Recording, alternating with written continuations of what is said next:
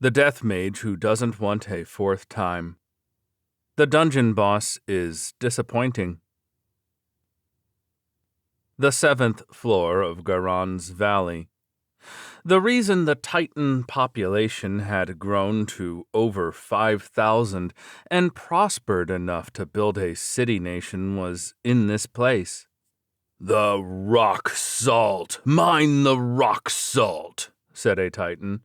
"There aren't any monsters to hinder us, are there?" asked another Titan. "Searching for the enemy, all clear," said a third Titan. Indeed, high-quality rock salt could be harvested from the cliffs on this floor. Salt was an important product, a necessity. Talosheim had relied on this dungeon as its salt supply. In this land, trapped inside a mountain range containing numerous devil's nests, there was no trading with outside nations until the tunnel leading to the Orbomb Kingdom was discovered. Reaching the seas would have required the Titans to journey through multiple devil's nests. Thus, the 7th floor of Garon's Valley had been the only place that salt could be obtained. If the Titans had never discovered this dungeon, Talosheim would not have existed, and the Titan population would have remained in the hundreds. Of course, this was still a part of the dungeon, so monsters would still appear. And since the monsters appearing in this 7th floor were rank 4, not 3, it was more dangerous than the 6th floor.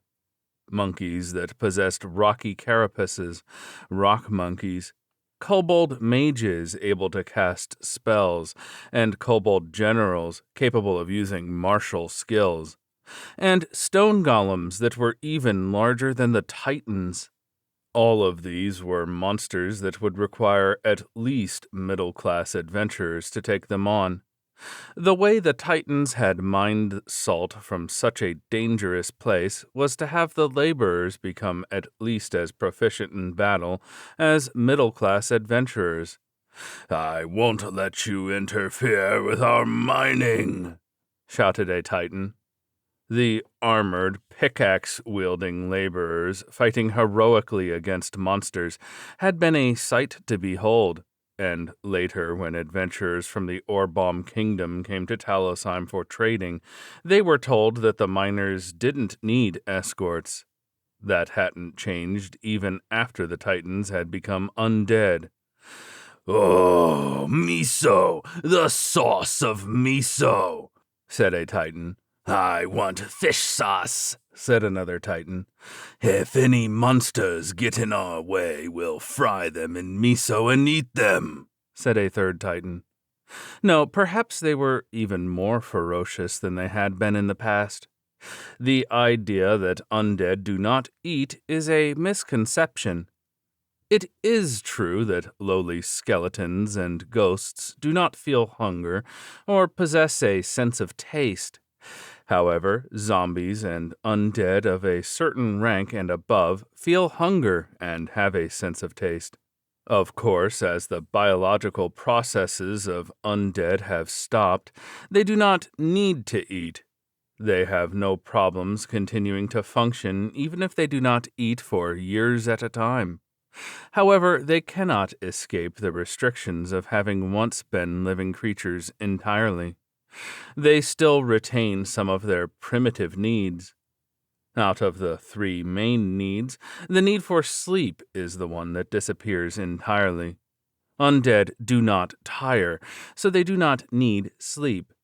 If they try to sleep, they can reach a state similar to being asleep, but this is carried out in order to recover from mental fatigue rather than physical, and is done more for self-satisfaction.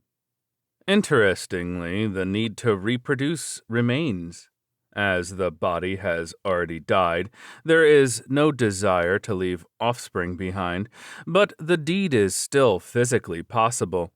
It is carried out by some to absorb spirit from the living, and by those that died with a strong liking for engaging in intercourse.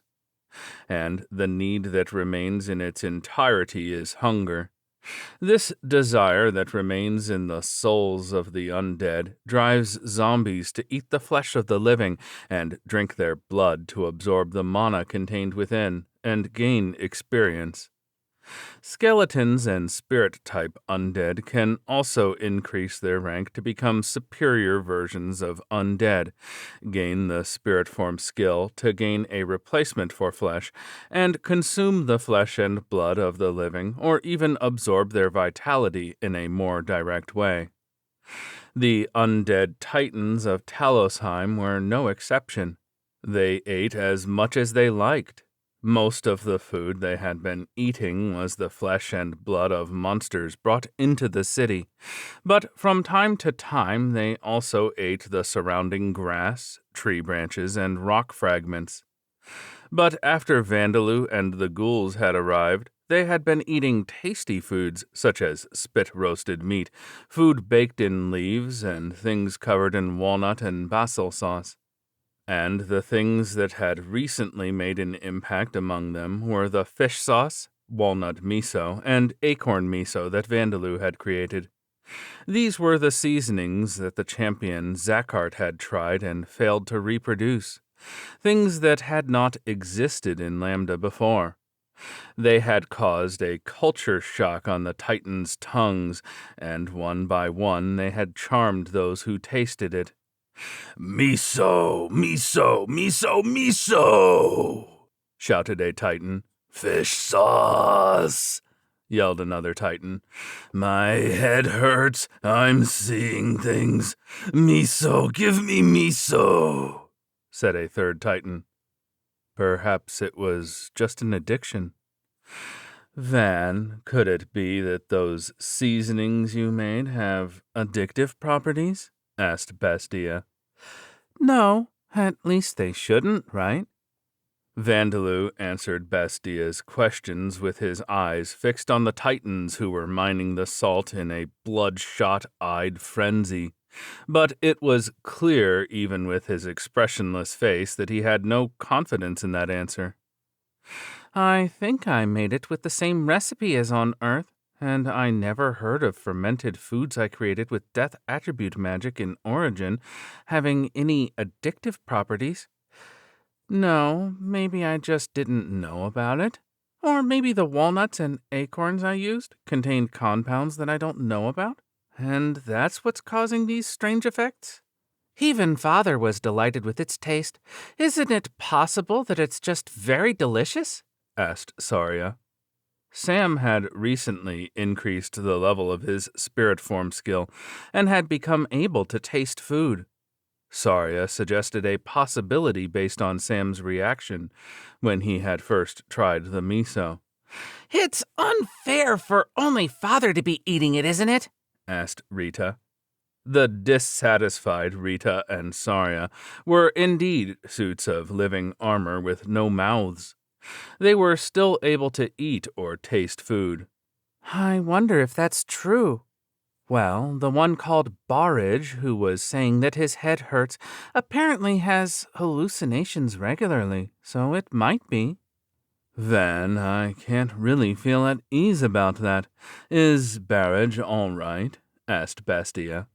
"Who knows? Apparently, while he was alive, his hands would start shaking if he ran out of alcohol, so I think there is nothing that can be done about it." "Even if you consume alcohol, do not allow it to consume you," said Saria. "Yeah, I'll make sure not to drink too much alcohol." As Vandaloo said this, they passed by the undead Titans, who were spiritedly mining the rock salt, and decided to set up camp for the night on the 7th floor. What Vandaloo could really call a dungeon clearing began from the 8th floor. There was nobody training on this floor, nor were there any undead Titans mining rocks and salt, so they could encounter monsters with normal frequency. and in Garon's Valley, where the floors had fundamentally simple layouts, it was impossible to hide from the monsters unless the entire party was made of scouting-type members, like thieves or someone was capable of using illusion magic.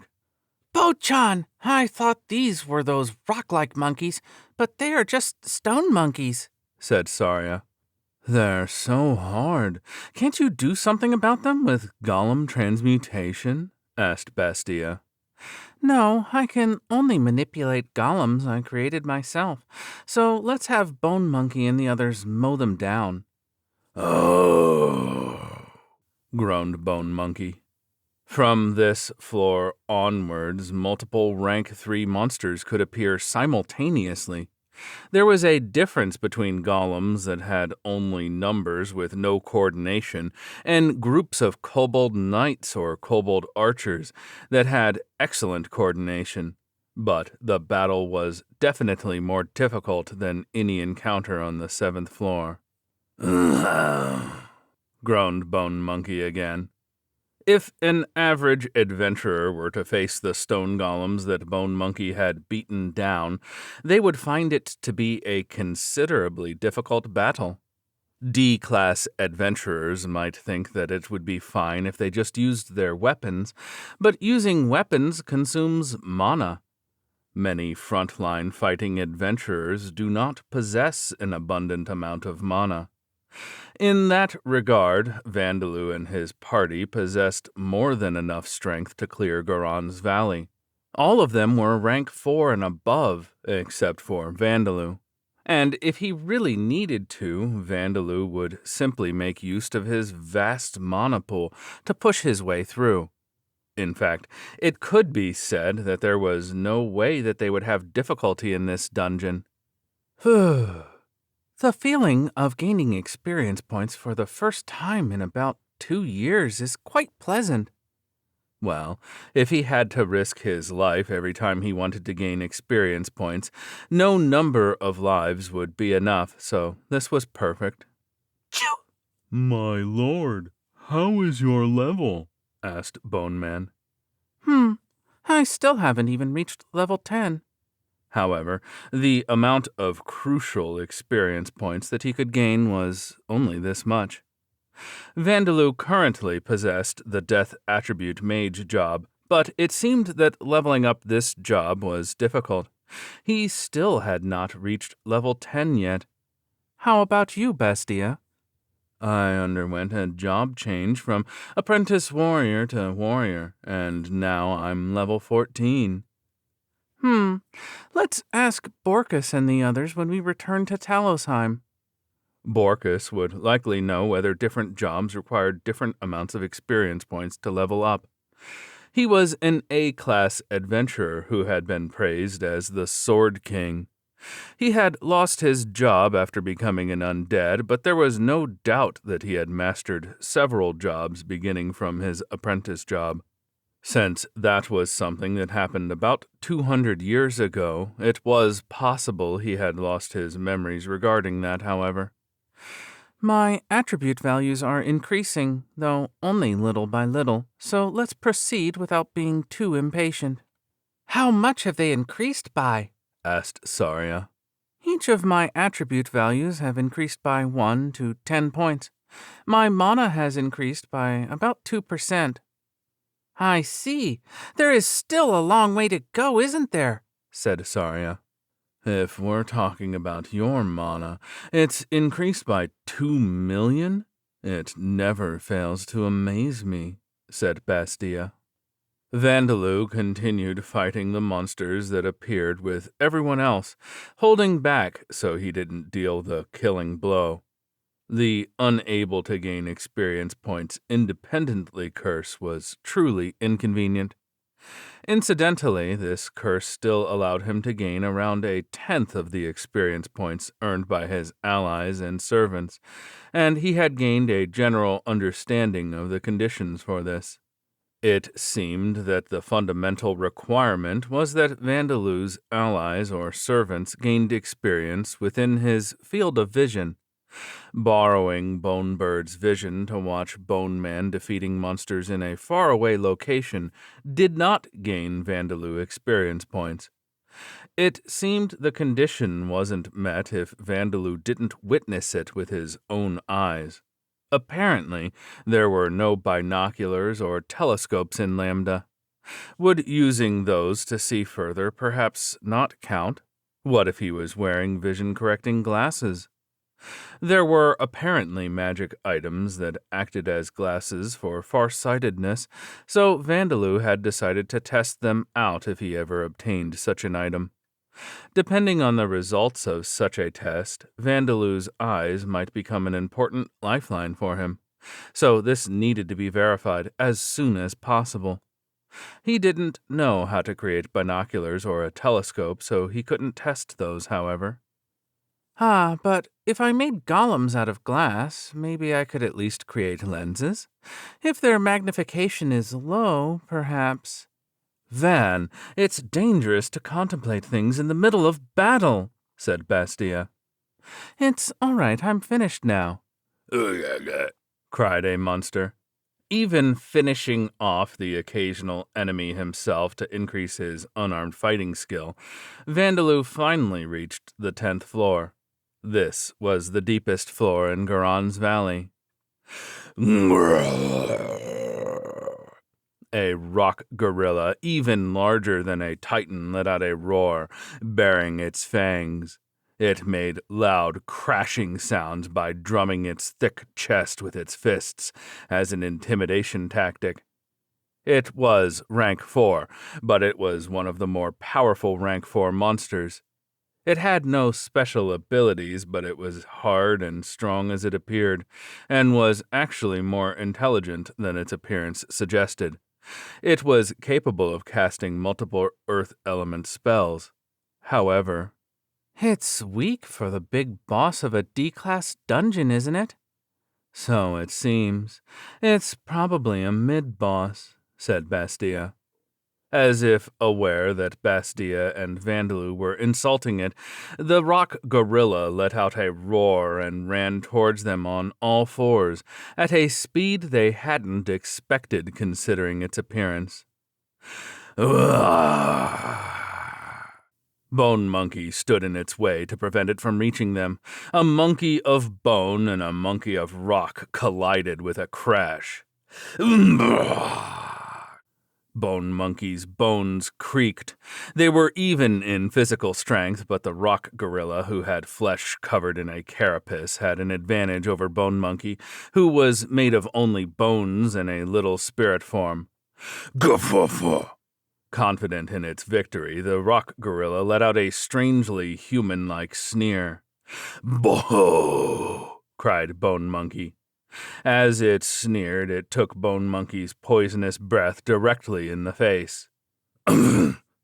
With its eyes and nose that were not protected by its carapace, struck by the poison, the rock gorilla let go of Bone Monkey and clutched its face.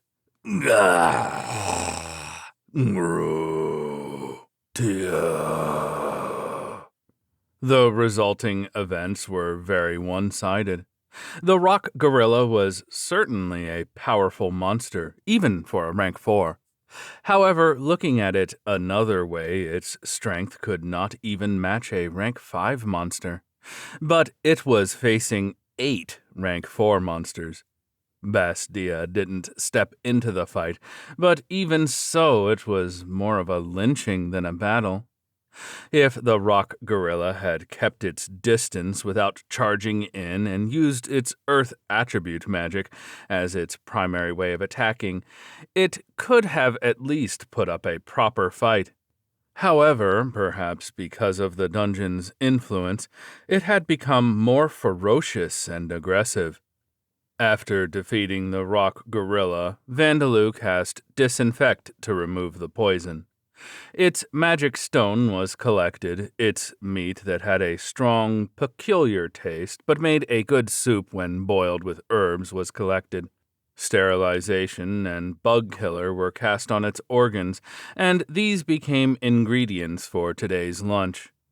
Also, the carapace could be used as a catalyst to create armor that granted increased resistance to earth attribute magic, so they took that with them as well.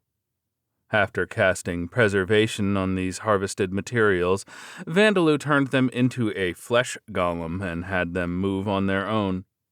With this, Vandaloo's party could maintain their mobility while proceeding through this dangerous dungeon. More effort was needed to guard the mass of materials that had been turned into a flesh golem and preventing it from being eaten by monsters. But since the party had many members, it was not really a problem. Now then, shall we go down? Garon's Valley had originally been a shallow D-class dungeon with 10 floors. However, perhaps because it had been abandoned for over 200 years, there were 3 more floors. That was why a mid-boss had appeared here. Dungeons with 11 or more floors spawn mid-bosses. They appear roughly every 10 floors, and they are known as mid-bosses because they are stronger than regular monsters, but not as powerful as bosses. For example, a dungeon with 27 floors would have a mid-boss appearing on the 10th and 20th floors, and then a boss on the 27th floor. It is common for an adventurer party in the midst of clearing a dungeon that has never been cleared yet, defeating a powerful enemy and thinking, "This was definitely the boss of this dungeon," only to discover a staircase leading further down instead of a treasure storage chamber, revealing that the powerful enemy they had defeated was merely a mid-boss. I heard from Borkus and the others that once you defeat a mid-boss, the difficulty of the dungeon increases. Let's proceed with caution, everyone. Yeah. With renewed enthusiasm, Vandaloo's party descended to the 11th floor. From the 11th floor onwards, rank 4 monsters leading rank 3 monsters appeared. They were all groups of monsters that coordinated well with their allies, such as kobold knights, led by a kobold mage, and rock monkeys under the command of a rock gorilla. And on the 13th floor, multiple rank 4 monsters began to appear simultaneously. Even Vandaloo's party began having some difficulty dealing with these. When they encountered a group of hellhounds that kept their distance and spat flaming breath attacks at them, Vandaloo fired several mana bullets at them, turning some of them into lumps of meat, knowing that some of the experience points and materials would go to waste. When multiple rock golems appeared at once, everyone had to go all out with the use of their martial skills, and then recover their mana through Vandaloo's mana transfer afterwards. And there was the occasional trap laid out starting from the 11th floor. A triggered trap had caused a boulder to fall down on them, but Vandaloo held nothing back as he used his mana to crush it. The boulder wouldn't have given them experience points either way. However, they were able to gather a considerable harvest from the treasure chest that had begun to appear. Even though the dungeon is close to Talosheim, the weapons inside the treasure chests are human-sized, huh? Looking at the handle of a steel sword, it was clearly a human-sized broadsword, rather than a titan-sized short sword. This was a dungeon in a land inhabited by no people other than titans for the past 100,000 years. Why did the treasure chest contain weapons for human use? As Vandaloo wondered this, Basdia, who had been into multiple dungeons, explained why. This is the first time I've gone this deep into a dungeon, but I've heard that it isn't that uncommon. Adventurers had discovered that the contents of treasure chests in dungeons change depending on the person who opened it and that person's allies. Of course, it isn't as if dungeons understand what the adventurers want and prepare it for them inside the chests. They simply change the size and specifications of the item. For example, a party made entirely of titans would find titan-sized weapons and armor. Conversely, if a party was made entirely of dwarves, whose height only reaches a human's chest, they would find dwarf-sized equipment. A dwarf party wouldn't find titan-sized armor inside a treasure chest, or vice versa. There is a theory that evil gods had created the dungeons and made it like this to tempt adventurers more easily. There is another explanation that the genie Ricklant, who created the dungeons for people to use as places to train, made it this way to provide more motivation for those who used them. It's true that nobody would be tempted or have any motivation to get treasures that didn't meet their needs. Well, it's convenient, so either explanation is fine for me. Vandaloo shared the thoughts of many adventurers in regard to the debates that happened between scholars as he made the flesh golem hold the steel sword. And the monsters that appeared in the boss chamber of the 13th floor were an orc general and 4 orc knights. I thought it would definitely be some kind of rocky monster. What will we do, Po-chan? Asked Saria. What will we do, you say? There's no way we will leave without defeating them, right? None of them could hide their disappointment, as they had killed plenty of orcs during the winter of this year. Unaware of this, the orc general became enraged with the pride of a dungeon boss, but it was an easy victory for Vandaloo and his party. Well, it is rank 5, so I did get a lot of experience points. Their meat tastes good, and I was thinking of getting some lard, so it's perfect, I suppose. But even the pack of hellhounds was more of a tough battle, said Bastia. You're right. The party was in strangely low spirits as they harvested the treasure from the treasure storage chamber. The undead titans and ghouls had been forming parties together and clearing this dungeon over and over recently, so it was nothing outstanding. Furthermore, the Adventurers Guild of 200 years ago had installed items that allowed teleportation in each of Talosheim's dungeons. These items allowed them to return from the treasure storage room to the surface in an instant. Depending on the dungeon, they apparently allowed one to return to the surface from any floor, or teleport from the surface to any previously visited floor. What a convenient world this was. Bastia has become a rank 5 ghoul Amazoness. How was the dungeon clearing, boy? Asked Zadiris. Vandaloo had returned to Talosheim and was taking a bath in the royal castle when Zadiris came in. It was all right, Mother. Van is currently able to defeat a kobold knight without using his magic. Bastia, who was in the bath with him, answered for him. If one were to ask why this had become a mixed bath, the reason was because Vigoro had revealed that he had discovered Vandaloo with his head completely submerged in the water. The idea that allowing Vandaloo to bathe on his own would be dangerous was shared by everyone, so it had been decided that someone should be in the bath with him at all times. It was often Vigaro or Borkus accompanying him, but this time the two of them were busy clearing a different dungeon. Both Bastia and Zadiris were aware that Vandaloo possessed the memories of his previous life and the one before that, having lived for 40 years in total. But perhaps the concept of shyness was different in ghoul culture. They showed no signs of embarrassment at all. Well, my appearance is that of a 3-year-old, and my physical body is actually that of a 3-year-old, so I suppose they don't feel anything. He was sharing a bath with a tall, outstandingly beautiful woman and a beautiful young girl. The Vandaloo who had lived on Earth would have been staring at them with bloodshot eyes, suffered from a nosebleed from the excitement, or perhaps he might have curled up into a ball and averted his eyes instead.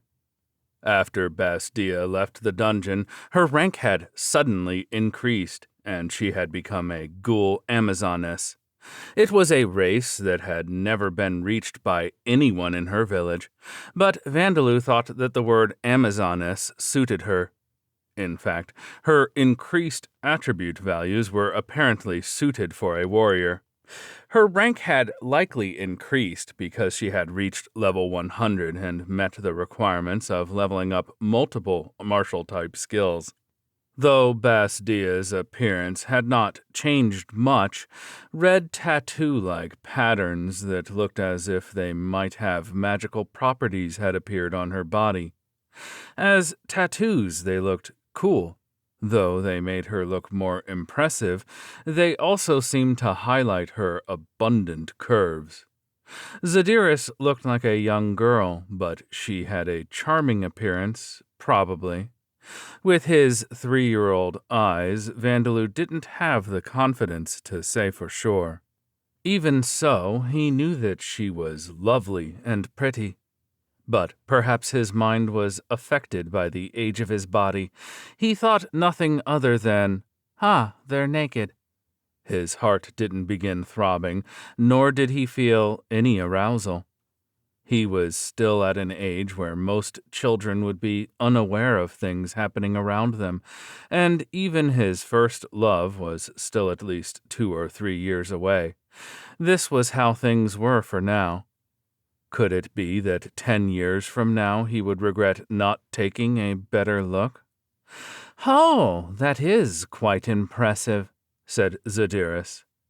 "Yeah, his skill is still level 1, but that's probably because he receives no bonuses to the skill from his job. His magic looked as if it had become stronger than before as well," said Bastia. "Come to think of it, it seems that your rank has increased as well. These patterns that look as if they may be related to magic have appeared on your body. Have you finally decided to learn magic?" "It seems that this is how ghoul Amazonesses are. Maybe because of these patterns I've gained resistance to magic. I don't know if they have any other effect but magic. I'll think about it after I have a child." That reminds me. How is the magic item? It should increase the chance of a successful pregnancy when worn. The 3-year-old boy casually changed the topic of conversation to baby making.